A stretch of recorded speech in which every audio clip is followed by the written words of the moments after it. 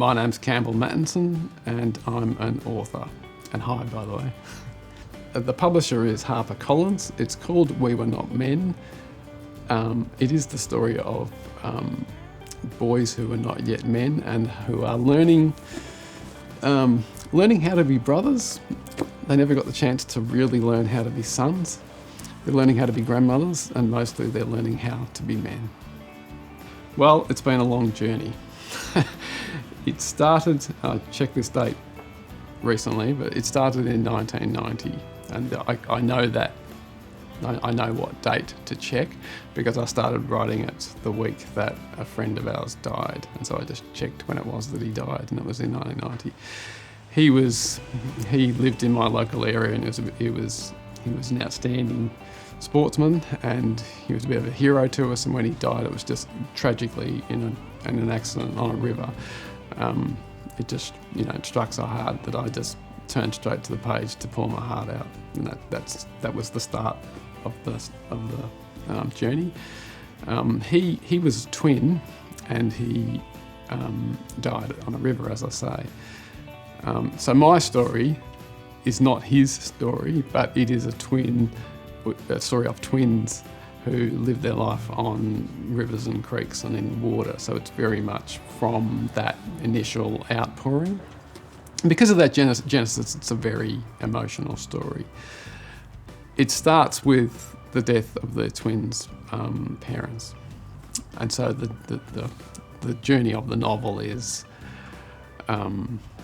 them trying to make something of their lives following this tragic incident. And they are desperate to make something of their lives.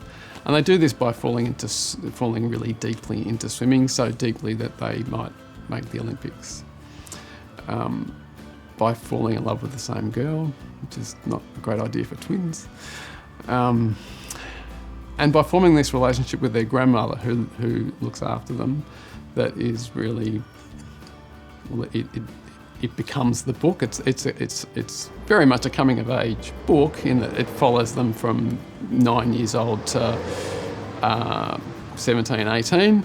And so it is that coming of age story, but it's this developing relationship with their grandmother, which was accidental, and gives the book this richness that I hope is unique.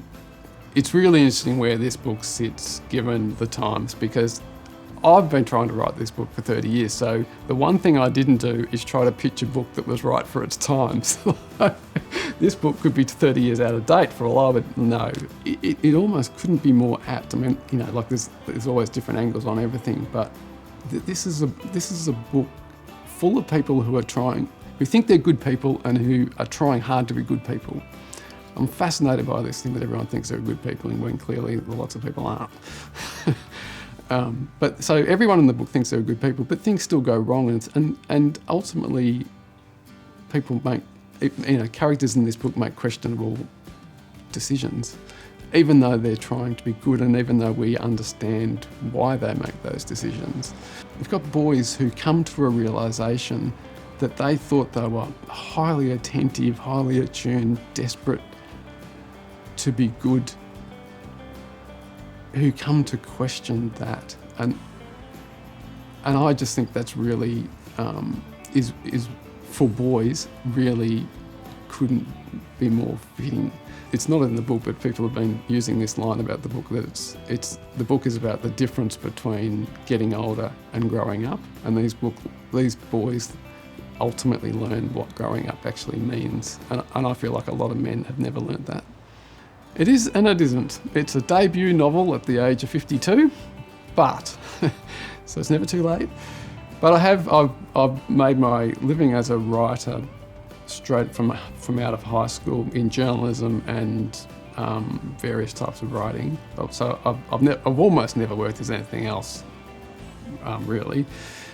But I do write about wine, so I have published books on wine. So it's probably my 5th book, but my first narrative fiction. I have been a full-time freelance writer, unsecured, since about 2001. Good question. I would love to do other things. The absolute honest answer, why do I write? It's what I do best. And whenever I'm not writing, I feel like I'm living life to other people's strength. It's what I do best. It's what I think I can do better than most people. And there's, as I say, there's other stuff I would personally love to do, but it's what I do best. I don't remember the first thing I wrote, but I remember the first time I knew that that's what I was going to do. And it was when I was accused in middle and primary school of plagiarism, and I didn't dispute it, but I knew it wasn't. So I thought, I think this is my path. Well, look, it was obviously a difficult year for everybody, and it was having worked from home for 20 years, I thought, I've got this, I've been preparing for this for a long time. So I thought it was going to play to my rules. I found it far more difficult than I thought I was going to. But that said, it was a really creative year. Not always in writing, but it was one of my more creative years. Yeah, funnily enough, it probably knocked my reading off kilter a little bit more than it, because I know that a lot of people went the other way.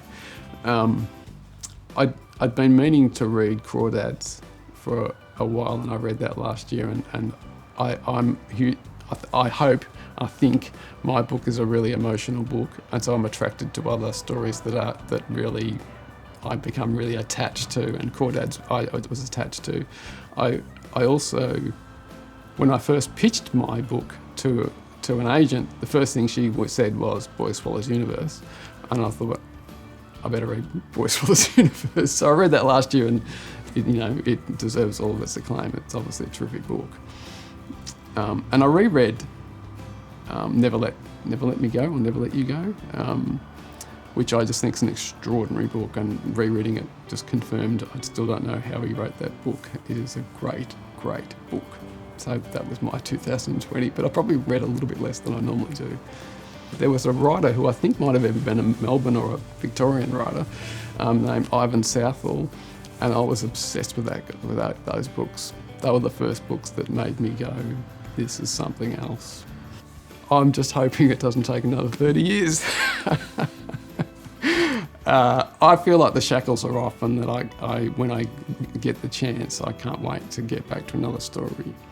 I feel like a lot of my life has been waiting for this. Once this is done, then, but I can't not do this. And it's now done. Thank you.